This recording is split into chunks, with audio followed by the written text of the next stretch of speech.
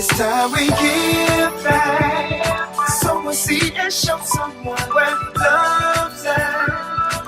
Even if you don't give a dime, give your heart and share your time. Help somebody else in life. Give back. Let's give back. Don't forget. Hello, my name is Hosea James Givan II, and welcome to this episode of Ignite, Empower, Transform, where we showcase urban superheroes. And we are delighted to have as our guest today, coming from the Children's Museum in Indianapolis, Miss Kim Reese. Kim, how are you? Hello, how are you? I am Thank you for fine. having me. Oh, thank you for joining us. And Yeah. Kim is an activist, a businesswoman in the Cincinnati area. She's actually on vacation, so she's taking time out of her vacation to be with us, and we thank her for that. Kim, our audience is a global one. You know, we're based Yes. here in the Bronx, and Yes. our intent is to get our production throughout the country, and so you're going to be instrumental in helping us do that. And one of the markets that we're trying to break into is in the Midwest, obviously, and of course in the Cincinnati, Indianapolis area. So you're definitely a prime a person to kind of help make that happen for us. So we thank you for joining us this day. Absolutely. So can you just start out, Kim, by telling our audience a little bit about yourself?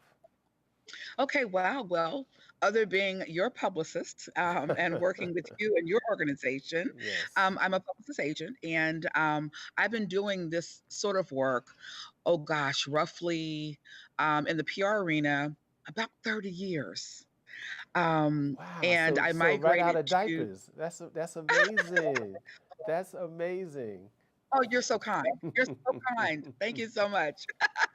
I love Baby what I do. baby I have Kim a doing her passion for it. thing. Listen, my daddy would tell you that too. But I thoroughly enjoy doing what I do. Originally, I just started working for two Fortune 500 companies. I worked at IBM and Prudential Insurance Company, working in their PR marketing departments. And, I'm so not in the box type person. So I decided that I would venture out on my own. So in 2000, this will be my 19th year anniversary, July 10th. Congratulations. Thank July you. July 10th? Um, July 10th, That's yes. that's Reese uh Incorporated was born. that's a great day. Our former mayor, David Dinkins, was born on that's his birthday as well. So July 10th is a Okay. great day. Yes, yes. Very great man. Absolutely. Yes. So, started almost 20 years ago on my own. And there were several reasons why I came to leaving corporate and coming home. I had a couple of things going on in my life, and I felt it was the best that I came home during that Okay. time. Okay. Okay. Yeah. So now let's talk a little bit about Recent Corporate. You're involved with, to my knowledge, at least three different organizations. But Yes. I want to take this first segment of the episode to kind of talk about your business operations and what you're involved with and some of the things that you do through Recent Incorporated. Okay.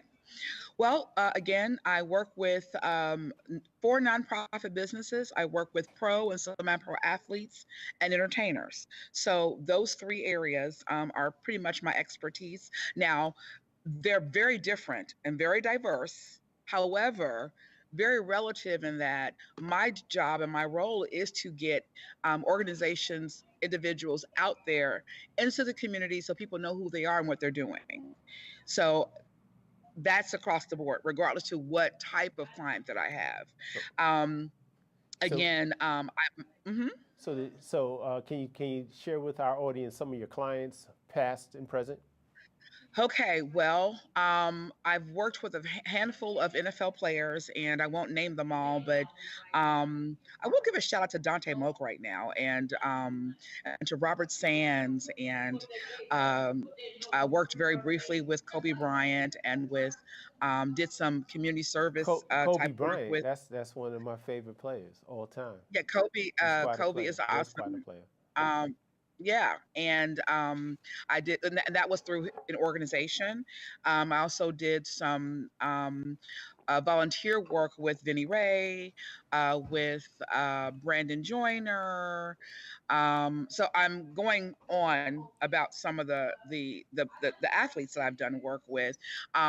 For profit, at one time when I first came to be self-employed, I worked with the Coca-Cola company, the local bottler, and that was in 2001. And if you remember, during that time, Coke had been sued, Oh and they yeah, were sued because of a lack of uh, diversity. diversity in Yeah, their leadership. yep. So I they remember needed that. someone like me to step up and come in and help. And hi, John Mount. Thanks to John, was one of the people that allowed me to come in, and he trusted me with not really knowing that much about me or my organization.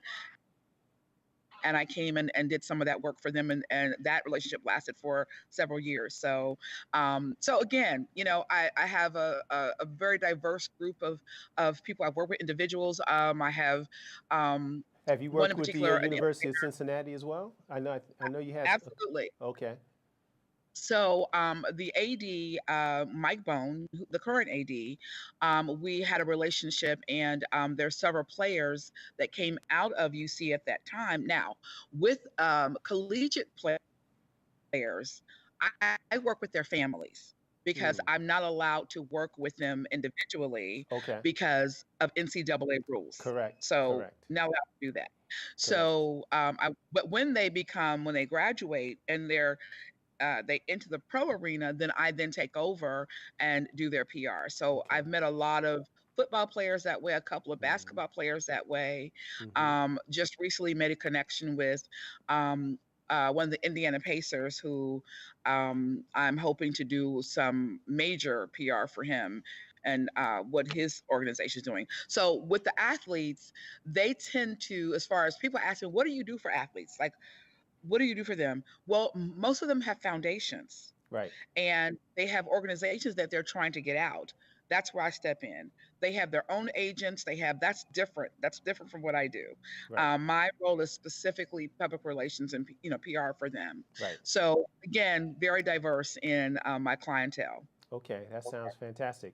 And again, we had a conversation earlier this week, and I had talked to you about another brother that I'm working with here in New York City, a brother by the name of Wayne Smallwood. So Hmm. you and him I anticipate you two working on some of the projects that we're involved with over the next couple of years, and some amazing things will happen as a result of your partnership with us, him, and all the things that we're about to embark on. But one of the Yes. things I do want to talk about before we go into the break, I would love for you to tell us about the Freedom League, because we were talking about that earlier. Yes. So excited about this league. And I'm going to tell you, one of the reasons I'm very excited about the Freedom League is because there are several of us, and I put myself in that area, which is hard for me working with NFL players, however, have decided not to support the NFL on a financial basis. And I Right. stand by that. And I'm very proud of standing by that, meaning that I don't go to the games anymore, although I don't have to pay for games, but I don't go into the games. I don't buy the clothing anymore. It's a lot that we've decided to do. So Kim, when I heard, I'm going to ask you to yeah, hold that thought, and we're going to yes, take a break, and we'll be right back. okay. All right. What if you could invest in the future? The future of kids, like a stock. Not the kind of stock that's about making money, but a stock for social change. A whole new kind of investment called Better Futures. When you invest, it helps kids go to college. Believe in us, invest in us, watch us grow. My name is Sydney, and I'm your dividend.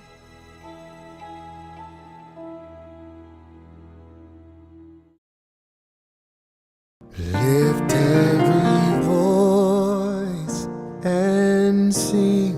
On April 3rd, 1968, Reverend Dr. Martin Luther King Jr. gave his final speech here at Mason Temple, and it was called, "I've Been to the Mountaintop."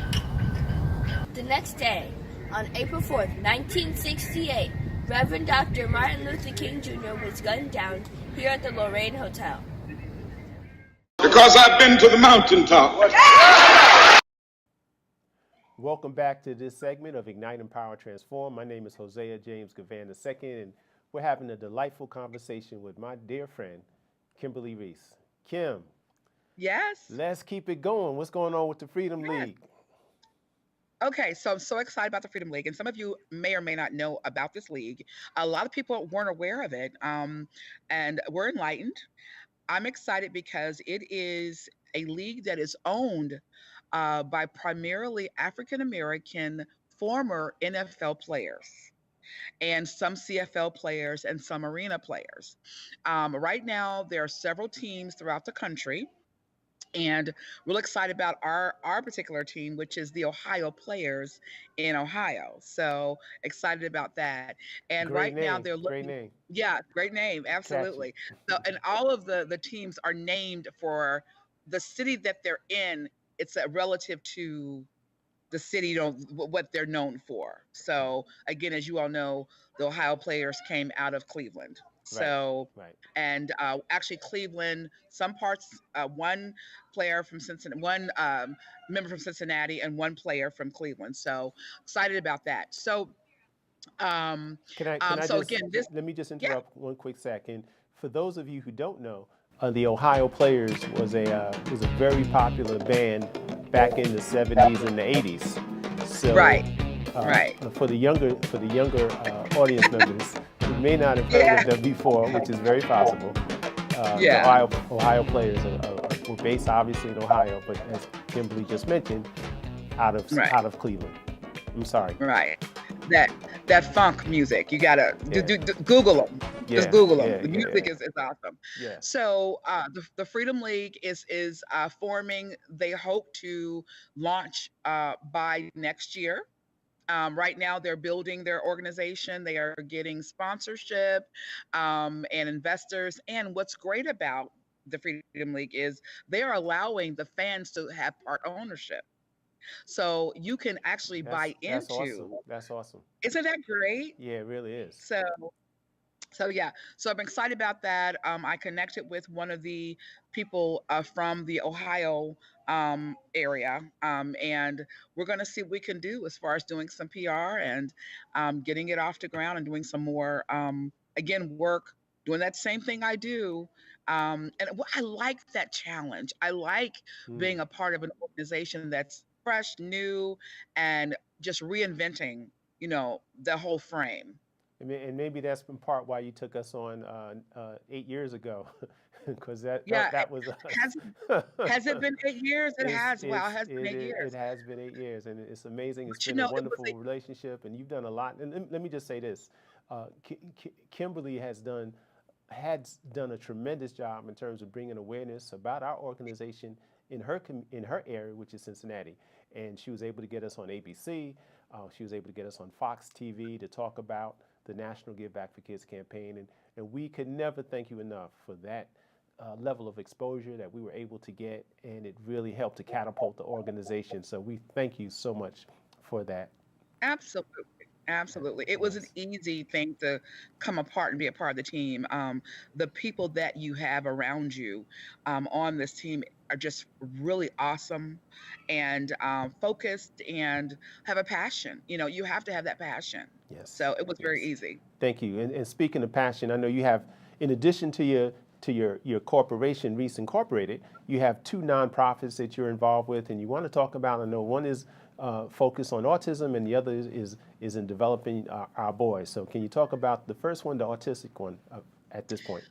So both organizations are geared toward supporting and advocating on behalf of individuals with autism. Okay. The first one is Urban Families for Autism.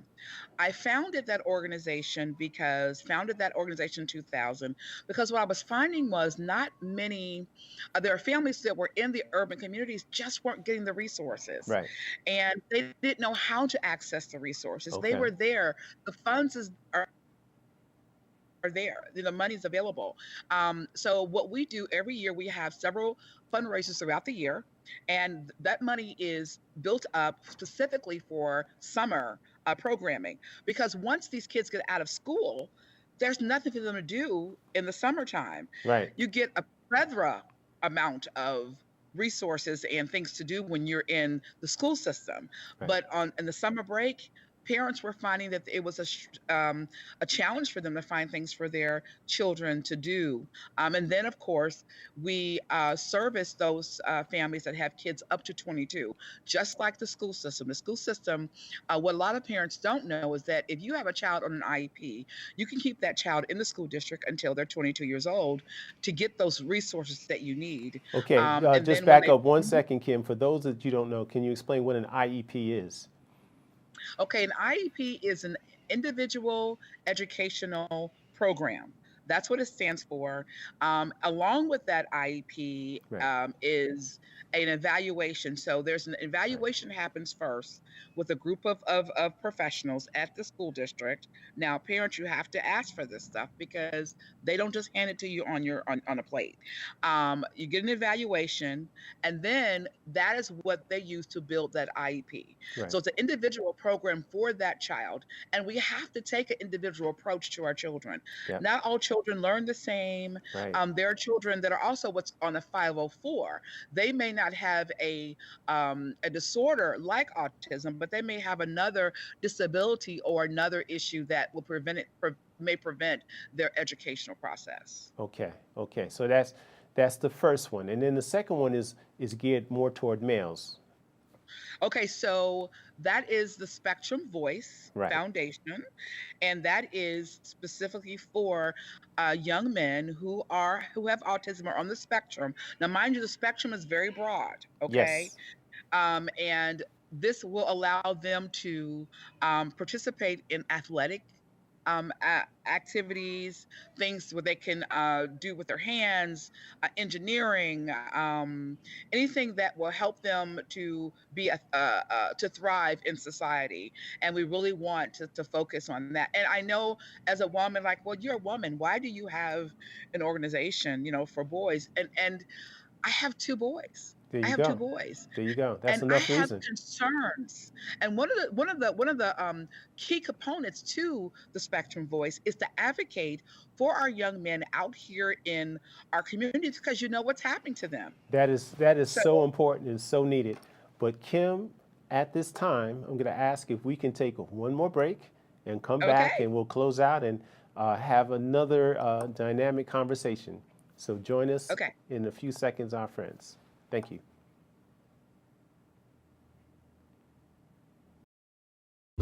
Your girls have been with you through every moment of your life. They were with you when you felt unbreakable, and with you when you had your heart broken.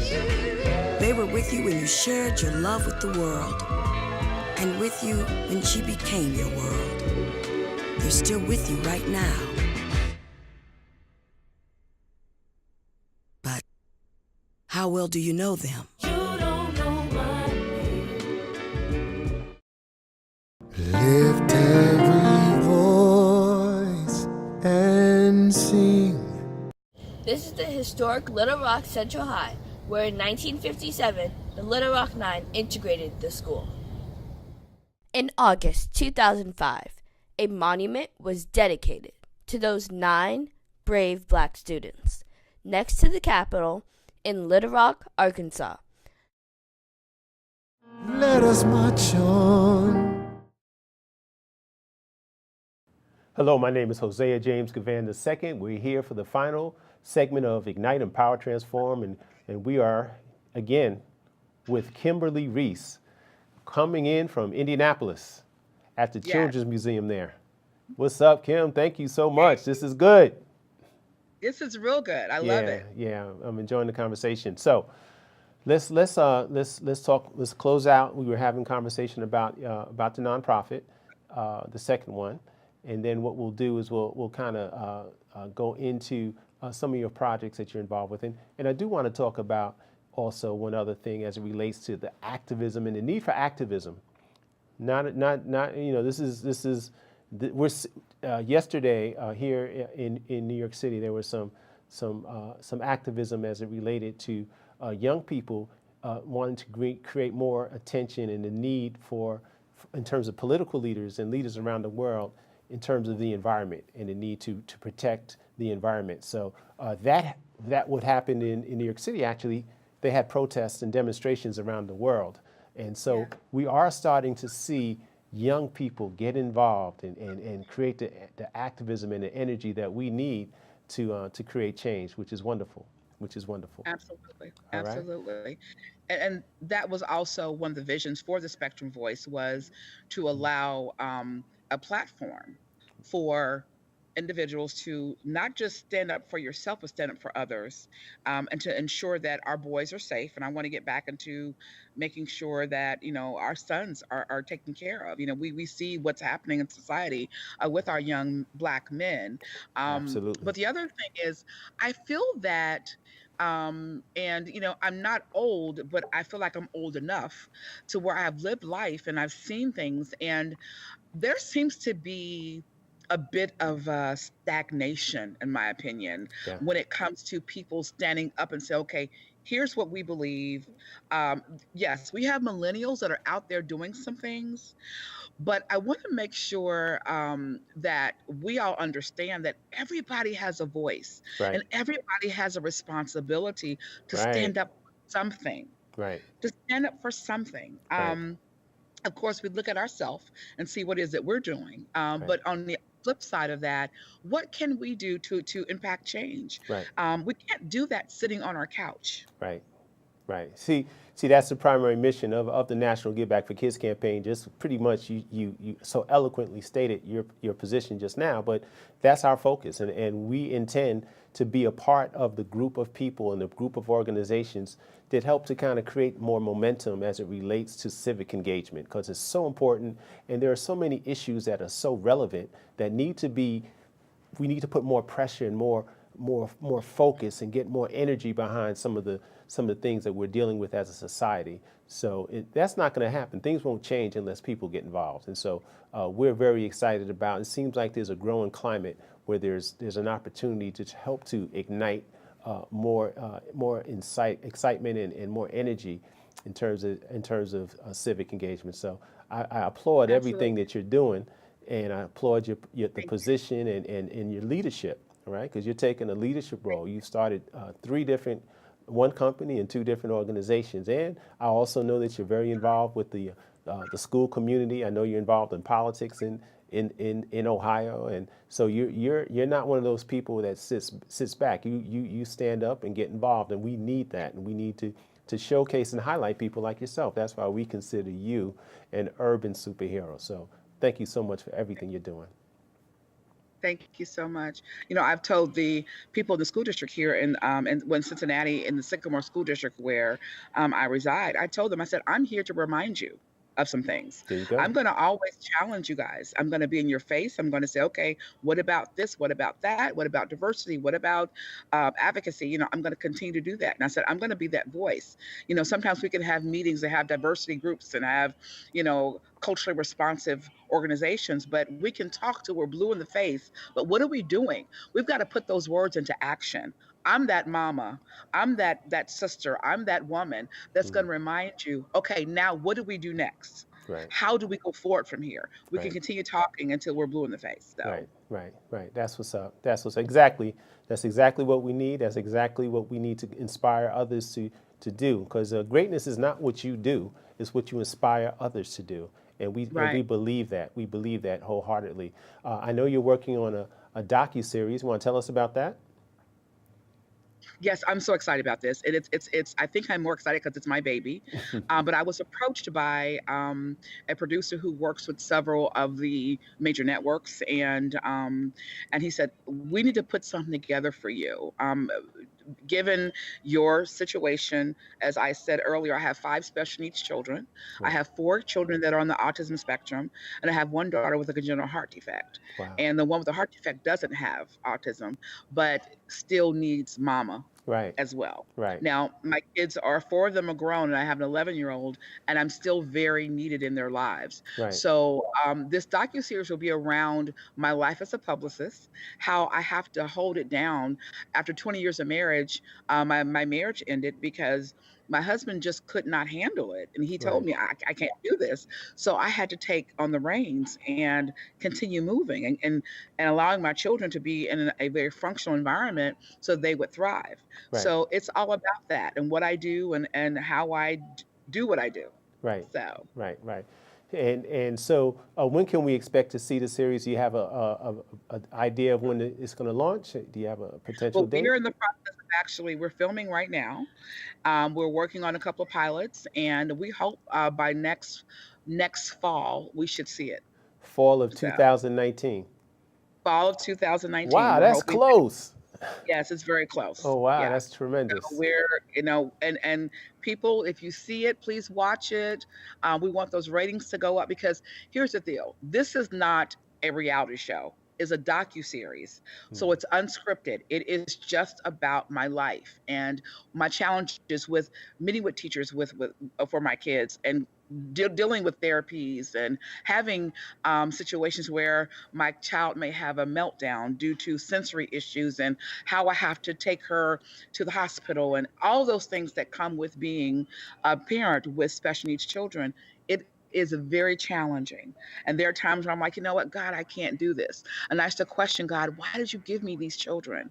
And God spoke to me very clearly and said, because I trust you. That's awesome. Kim, can you believe we're at the end of this program? Can you Wow, believe it it? went really quickly. Yeah, it Yeah. went by like a breeze, and Yeah. you've shared with our audience some very, very vital information and just inspiring. It's just a very inspiring episode in terms of your life story and some of the projects that you're involved with. So you're an amazing person. Thank you for taking the time to join us from I guess you're on vacation now, and your kids are waiting for you so you can get back to your family. And we appreciate everything that you're doing in Cincinnati, in Indianapolis, and throughout the country. Well, thank you so much for having me. I enjoyed this very much. Absolutely. And we want to thank our audience once again. Thank you for joining us for this episode of Ignite, Empower, Transform. Again, my name is Hosea James Givan II. And remember, if it's in your heart, do your part. Today's help equals tomorrow's hope. I love our youth. Power to the people.